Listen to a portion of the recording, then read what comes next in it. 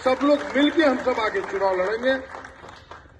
कल भी जाने वाले हैं उनके घर पर, लेकिन कल उनका शायद पोता को उनको कहीं बाहर भेजना है, तो आज फोन पर बात हुई थी फुरकान साहब से, बोला अगर नहीं गए बाहर तब तुमको फोन करेंगे, आना तब बैठेंगे।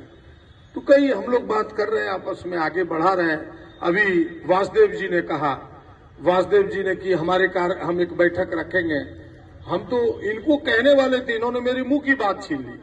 हम तो सभी दलों को कहेंगे, चाहे वो माले हो, चाहे राष्ट्रीय जनता दल हो, सबके कार्यालय जाकर के उनके तमाम वर्कर से मिलेंगे और उनको आग्रह करेंगे कि हम सब मिलजुल करके इस चुनाव को लड़े, इस चुनाव को जीते।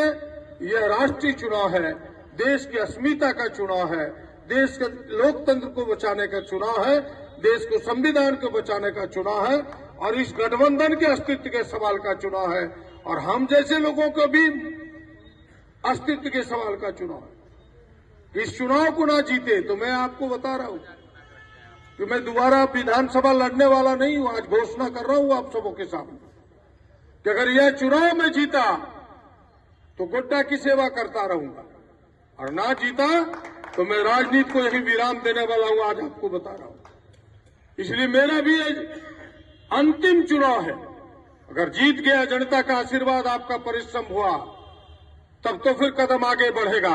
गोड्डा की सेवा करता रहूंगा, वरना एक सामाजिक कार्यकर्ता के रूप में सेवा करूंगा, राजनीति से संन्यास लेने का प्रयास करूंगा।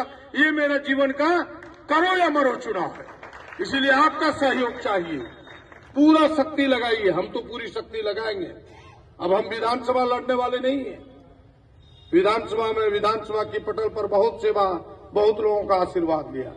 अब दिल्ली की सेवा करना चाहते हैं, जनता की इन सवालों का समाधान चाहते हैं। इसलिए आप तमाम लोगों का मदद चाहिए, आप तमाम लोगों का सहयोग चाहिए। यहाँ सारे दूर दूर से कार्यकर्ता आए हैं, आप अपनी पूरी शक्ति, पूरी ताकत झोंकिए। मुझे यकीन है कि हम सब जिस प्रकार से सबके रुझान अपने पक्ष में आए हैं, जो कल तक वोटर नहीं दिखता था, सारे लोग धीरे धीरे अपने पक्ष में होने लगे हैं। हमें लगता है कि इस चुनाव को बड़े अंतर से हम सब जीतेंगे। इन्हीं चंद बातों के साथ आइए इस चुनाव अभियान में अपने आप का सहयोग दीजिए। आप सबको बहुत बहुत धन्यवाद।